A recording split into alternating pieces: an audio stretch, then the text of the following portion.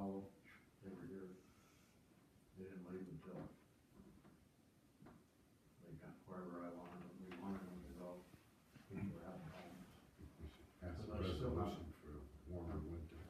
I still haven't found out from the state or the county is applying for help, if they can get it from the state, to help with all the frozen lines and everything else that all the towns had, it wasn't just us. And lines that, I think Charlie Harrington down in Crown Point told me they had 30 from breaks to Frozen lines. frozen lines.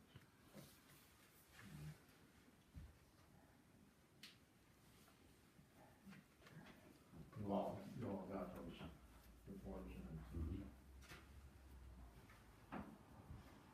there's only one other thing I'd like to address at this time. That is the thing on the crosswalks, the painting on the crosswalks. I had a discussion with Emily back, but my understanding was Meg Ryden was supposed to get a hold of me. And she did this afternoon. And she said that she contacted Chris Garrell and Chris was supposed to get a hold of me. Well, Chris never did. As far as this painting of the crosswalks, that isn't gonna happen till it's paid. Once it's paid, then they'll do it, which will be in July. Cause this project going on right here, right now, is not gonna be done until July. They're gonna try to get it done by July 1st, but they started like 2 weeks late. There's a lot of stone down there in the job. And, those are the, so Meg's gonna call me tomorrow morning. We're gonna have a little discussion, just to let you know, okay? Is there anything else that comes before the board? I just went to the youth board meeting the other night. Basically, they were quite encouraged because now they say they have 4 girls softball teams from different 4 towns, and they have 6 boys baseball. And the baseball is starting now, and they're doing grades 3 and 4 and 5 and 6. Then they went over the list of charges. Some towns don't charge anything. Ty charges $10 a day per child. Newcomb, Mariah, and Minerva don't charge fees. Westport is 25 plus extra for field trips. Nobody was there from Willsboro, so I don't know if theirs is still 25 or not. But they do have an interim from Soil and Water that is available to go to the programs for a water quality program, and it's paid for by a grant. So that was mainly what they talked about.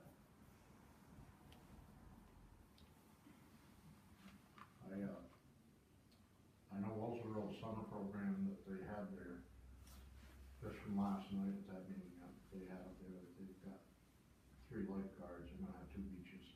Oh, okay. And the lifeguards are gonna rotate around. So, I didn't hear too much more on it. I know that they were getting all their safety equipment for the other beach, blackboards, Right. and everything that goes along with it. Well, they were talking about training and all this sort of thing that had to, which, I mean, really didn't pertain to us because we don't run a program. Right. Anyway, that was what it was about. Is there any other further discussion?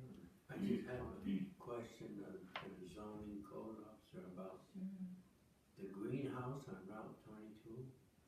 Oh, you know where Marge Coonrod's old house is? Yeah.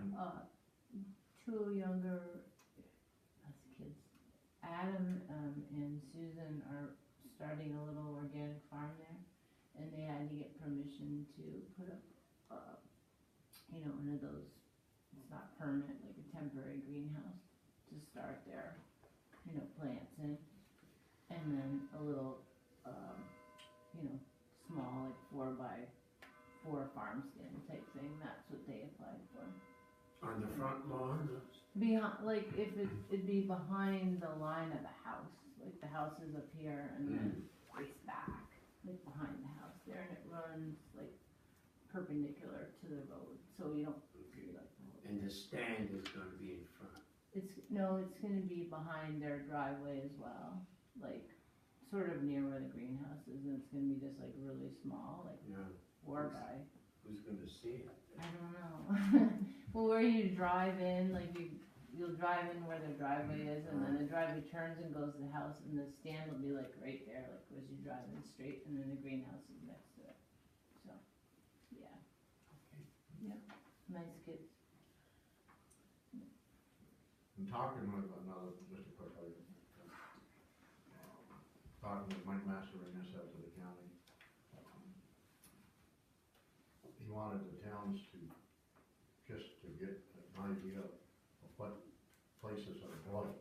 And if anybody knows a building that's fallen down or whatever, that needs to be cleaned up, and put it on a list that maybe the state's gonna come up with money to help us clean that up and stuff. There's several places, I don't know if it'll involve, municipal buildings or private buildings or what. Usually there's certain regulations, we don't know yet on what that'll be, but, we were asked to take a list of, places that need to be cleaned up, or it's old trailers or whatever, I guess. Yeah, I keep a list too. Right, and I know Lawrence has Yeah, I got a bunch. been working on that. It's usually just that people don't have the money. I'm gonna make a comment about that, because in Westport, we have a committee looking at some of the abandoned buildings. And, you know, there's always questions like who owns it, and if it's in foreclosure, is a bank on it, or, you know, some buildings where the owner died and their kids own it and they don't really care about it. And so we worked up a flow chart so that if you see a blighted building or abandoned building, you can at least sort of follow a step-by-step process to figure out who the owner is, see if it's in violation of any codes, and to at least get to a point where you can make a decision rather than just going, well, I don't know about it, I don't know who owns it, I don't know what we can do. So anyway, we're almost done with it. Once we're done, we can share it with you, and hopefully that can help you, you know, deal with these. Well, that'd be something that maybe Lauren. Sure. Be great. I thought you were volunteering to do that. I'm working on it. He does that anyway, he writes letters. I think it's it'd be a good deal. It takes a lot of the, legal and financial burden off the town. I know with Tommy Scottsville and Evermind, they've gotten into quite a few messes with taking buildings down and cleaning them up because of lead, asbestos, and that's what really gets you into trouble. Haven't had much of those. And the town, the financial burden of the whole place was quite a bit on that town. Well, I think if you get some money from the state, if they're sort of a matching grant type of thing to homeowners, I don't think it's matching. you know, or we'll just do it, Be great. a full type of grant. Good.